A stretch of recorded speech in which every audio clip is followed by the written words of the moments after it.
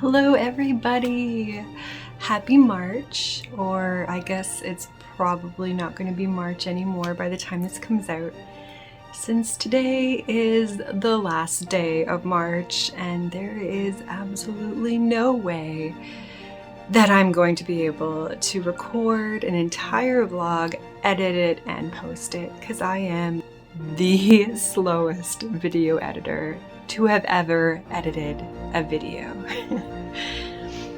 So let's go over what we accomplished in March. At the beginning of the month, I started the King of Pentacles. That piece took way longer than I expected it to. I'm just like really bad at painting men.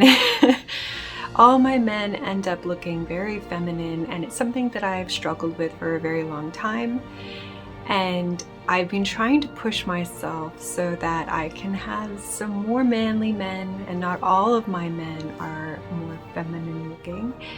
So I tried to do that for this piece. I originally painted the Queen with this kind of very light blue, dreamlike kind of color palette, and I did that before I had made the decision to make the Kings match.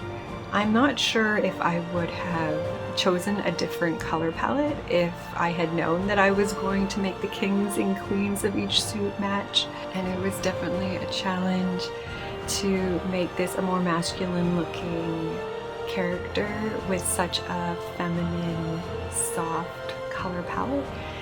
But hopefully I managed to pull it off.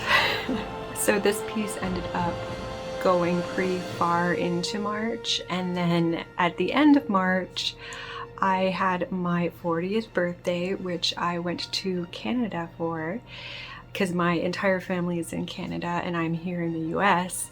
So I wanted to spend it with them. So that ended up putting me pretty behind on my work schedule. So this month for the bonus content, I ended up using my funguary prompt that I did last month, and I fully painted it, and then I made that painting into the bonus content for the loot bags.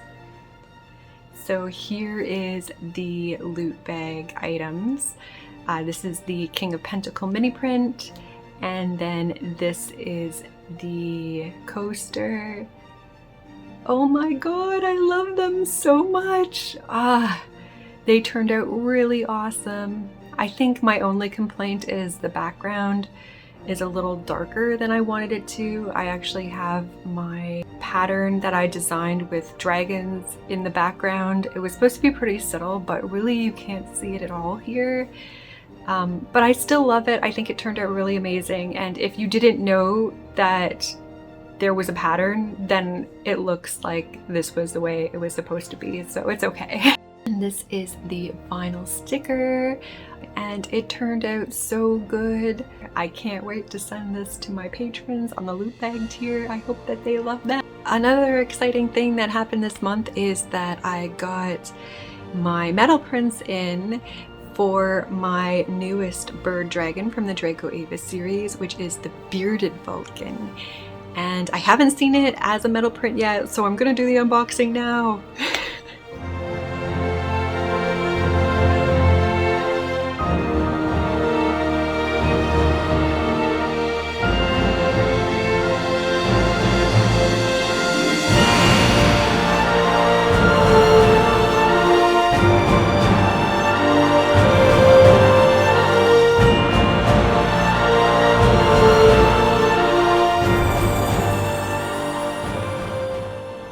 During my last vlog, I showed everyone the underpaintings of all the feathers that I did for fair this year. Those were all of the 2023 feathers that I'm going to be doing. I usually do the underpaintings of all of them at once, just to kind of figure out all of the different creatures I'm going to be doing and have that all planned out so that I don't do a lot of duplicates and I have a good variety to the feathers that I am doing. And then after that, I do 1 feather a week every month until fair, and that's in August. So that's a lot of feathers. I did 3 this month because one of the weeks that I was supposed to work on feathers, I was actually in Canada for my birthday. So I did take that week off, and so I only have 3. So these are still wet because they're oil paintings, so they're going to take quite a while longer to dry. But I usually don't put them up for sale on my website until just before show season anyway, because I have to put together their backing boards, which means I have to cut down the foam core, I have to adhere the fabric onto the foam core, then I have to seal the feathers, adhere the feathers to the backing boards. Oh, and let's not forget, add the hardware to the tip of the feather, which is very pretty but not functional. And then I have to frame them. I have to mat them, frame them, do the backing. There's still a lot of work to do on these after the painting is finished and dried. So I usually do that in a giant batch at the end.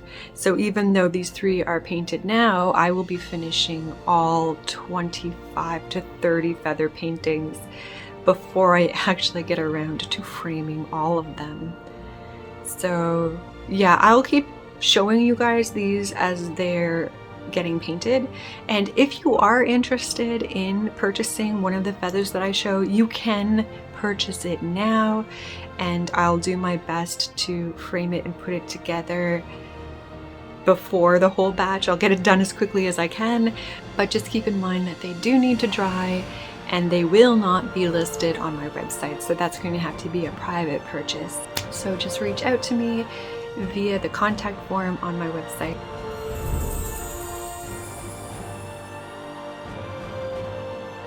So in February's vlog, I showed everyone the designs for my 2 latest leaf pieces. They were Sagittarius and Pisces, and I finally got the mini prints in of those, so I'm going to show those to you now. For next month, I will be doing the next 2 of the leaf series, which will be Aries and Taurus. This is the design that they will be based on. This one is Aries, and this one is Taurus.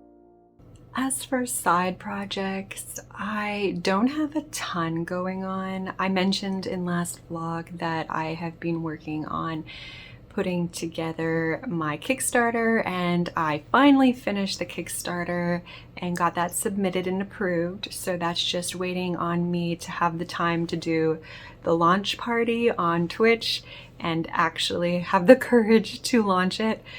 It's going to be running for 2 weeks, and it's for 1 pin based on the Vulcan painting that I did.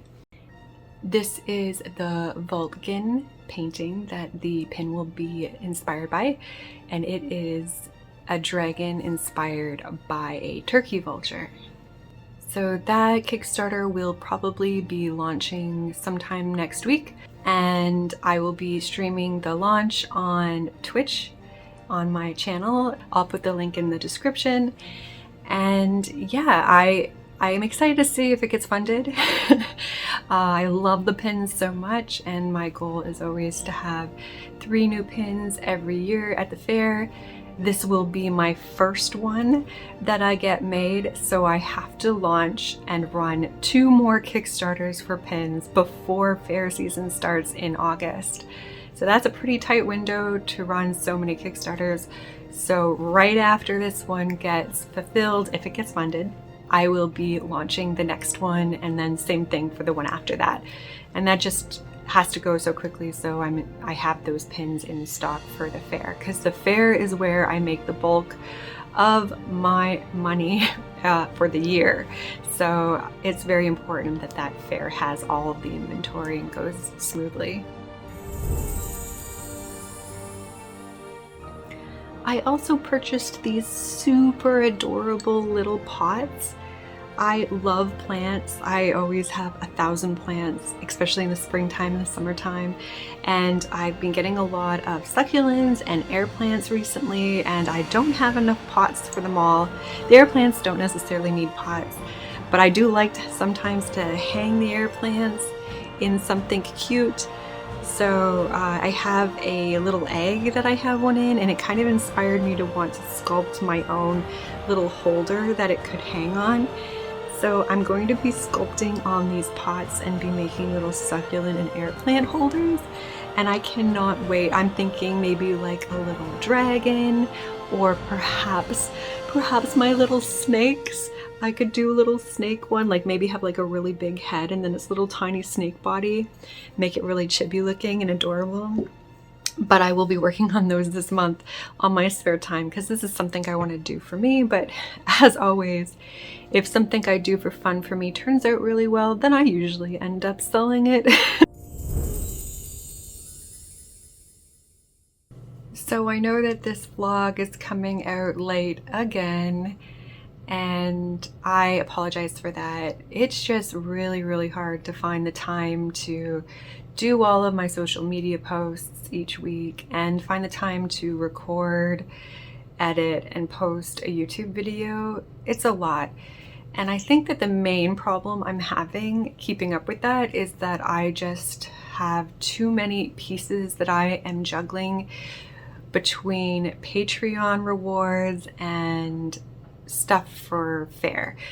I'm doing many feather paintings and original paintings and getting product ready for fair season already. And then for Patreon, I try to do 2 large pieces every month for them. And it's just, with how long it takes me to produce a piece, it's just too much. My schedule is so full that I'm having to work late nights in order to get everything done, and it's just a mess. So I am getting close to the end of the tarot, and I will probably be doing my final card in August. So yeah, after the tarot is done, I am going to be free. I mean, I am going to have a lot more wiggle room and ability to do things that inspire me in the moment. For the last 8 years, I've had what I need to paint preordained, pre-chosen before I've gotten there. I don't have any ability to, this month I just feel like doing one big oil painting of, you know, a dragon or something like that. I have to do that tarot card, and that tarot card is going to take 3/4 of the painting time that I have available that month. So it really doesn't leave a lot of room to ride that inspiration when it hits you. You know what I'm talking about, other artists. You're constantly being inspired by all of these things around you, and that's amazing, and it makes you put so much more extra effort into it. And don't get me wrong, I love the tarot, but 8 years in doing one card every single month, I cannot wait to be able to just do whatever I want for a little while before I take on that next big project, because you know I will. But when it comes to that time, usually I take September off of Patreon because I just have so much going on with shows that I don't have time to do all that extra content for Patreon. So I usually pause my Patreon for September. Coming back in October, I am going to be changing the format of my Patreon. So instead of them getting 2 pieces that are kind of unrelated every month, I'm going to be doing one large piece that is going to be the theme and the focus of that month. And that's going to allow me to put a lot of time into that piece, not have to rush it. And it's also going to allow me to do any pre-work that I need to. It's going to give me that time that if I need to do a maquette like a sculpted maquette to get the lighting or get the pose right, I'm going to be able to do that. If I want to do some pre-sketches and try and explore a whole bunch of different ideas, I can do that. If I want to do some color studies, I'm going to have time to do that. If I want to do a couple small originals just to explore that creature or that environment, and then I'd have those for fair as well, I'm going to be able to do that, and it's going to be amazing, and it's going to mean that my pieces are going to be that much better because I'm going to have the time to give them that they need. So that's going to be the main theme for the month, but I'm still going to give the same amount of content for the loop bags. So say I do a painting of a sunflower dragon, and it's going to be a large oil painting, and that will be the main release. And then I'll have like a whole bunch of stuff that kind of support that piece as the bonus piece. Maybe I'll do a small painting of a sunflower and make that into a sticker. And maybe I'll have like a crop of the face of the dragon from the oil painting as a coaster as well. And that'll all go into the loot bag. So my patrons are going to get the same amount of loot, but it's going to be more focused on that one big piece and that theme of the month. And what that's going to do is it's also going to allow me to have more time to do things like YouTube videos. So hopefully coming up in October, since I won't be doing 2 large pieces and I'm only going to be focusing on one, it's going to free me up to have a lot more time to give content to you guys. So it's probably going to be pretty sporadic still for the next few months until we get to that point and I have the tarot finished. So yeah, I apologize for this month being late and for the future months being late. And we're just going to have to do our best with that until we get to the point where we have the time to fully dedicate to the channel. But I'll do my best, and I would like to get up to 2 vlogs or at least 2 videos of some kind every month. But I may or may not be able to stick to that, so we'll see. We'll see.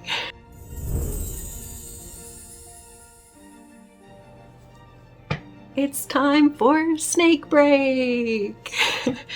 So I have really exciting news this month. I got a new scale baby! So we just got in, and I have a super exciting thing to show you guys! Doo-doo-doo-doo.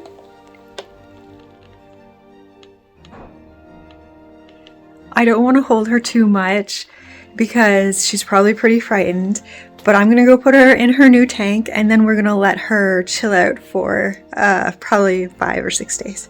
Let's go put her in. So here's her enclosure. Let me turn on the light here.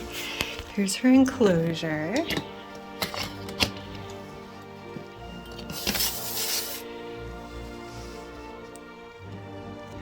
I have to turn on her heat and stuff and mist it before I put her in, but she has a hide on the cool side, and then she has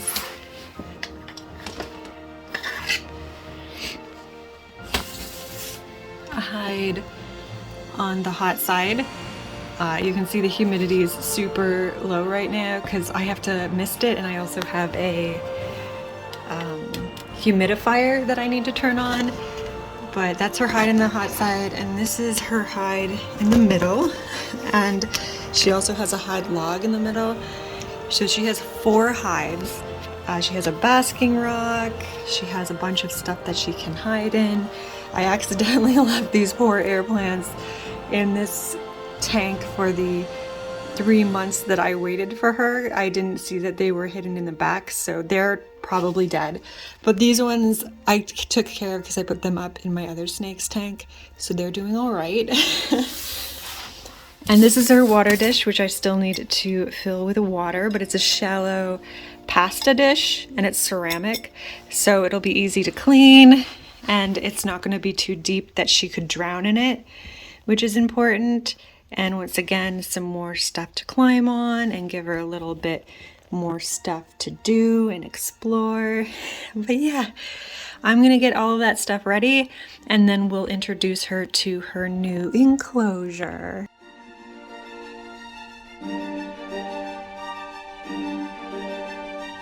So this is Prism, and she is a ball python. Her morph is a xanthic lavender albino, and she is just the most precious thing ever. So Prism had a really rough time when she first got here. She was in blue, so first of all, I wouldn't have touched her anyway to give her time to get used to her new surroundings and let her de-stress, but she was also in blue, so she had to deal with new surroundings and going through a shed, which is already pretty stressful for a snake. On top of that, she was raised on live rat pups, and I do not feed my snakes live, so the breeder who was holding on to her until it was time to get her to me, he was trying to transition her over to frozen for me, and he was having an okay time with it. He said that he got up to about an 80% chance of her actually taking the frozen, but she wouldn't take it all the time, and he was still having to give her live occasionally. So she was coming to a new place, a new environment, and she was in blue, and she was going to be getting frozen. There was just a lot of things that were going on, so we held off for feeding her until she was done her shed. And I was really, really nervous about giving her this frozen prey.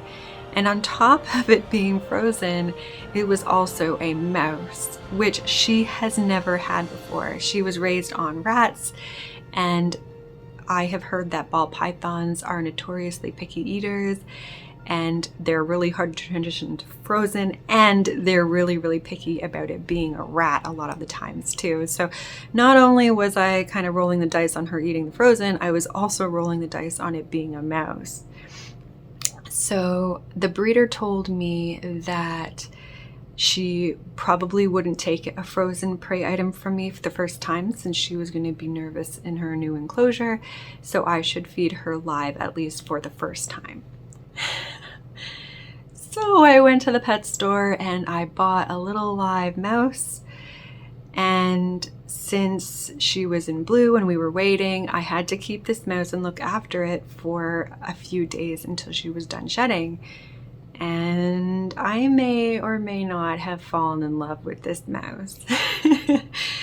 My husband ended up naming it Mousefus while we waited, and we ended up putting together a little enclosure for the mouse just to keep it safe while she was, you know, doing her thing with the shedding. And I tried to keep it in the back of my mind that this mouse was food and not a pet, but it was so sweet. It kept on trying to climb up on my hand every time I put my hand in there to clean its enclosure or to give it food. And I swear I did not have the heart to feed this mouse. But I told myself that if Prism, the new snake, did not take the frozen thawed mouse, that I would give this mouse to her. But thank the gods, she did take the frozen thawed mouse after she was done shedding, which is amazing. I did not expect her to do it. It did take 2 hours of my time dangling this mouse in front of her. She didn't take it. I'd have to rewarm it and try again over and over and over, but I am stubborn. I am way more stubborn than this snake is. And she eventually took it just to get me to stop shoving it in her face, I'm pretty sure. So now she takes the frozen thawed every time. She takes the frozen thawed mouse every single time I open that door. She's waiting there for this frozen thawed mouse. And I get to keep Mousefus. So not only did I get a new snake this month, I also got a new mouse. That's pretty much it though. I don't think I have anything else planned for April. Like I said, just that Kickstarter, which is going to take a lot of my time and my regular Patreon stuff. But thank you so much for watching this vlog. I really, really appreciate it. And I can't wait to see you in April. Take care. Mwah. Bye everybody. If you would like to support me and my art journey, please consider checking out my Patreon. Thank you to all these patrons that support my art. You are all the very best. I love you so much. Thank you.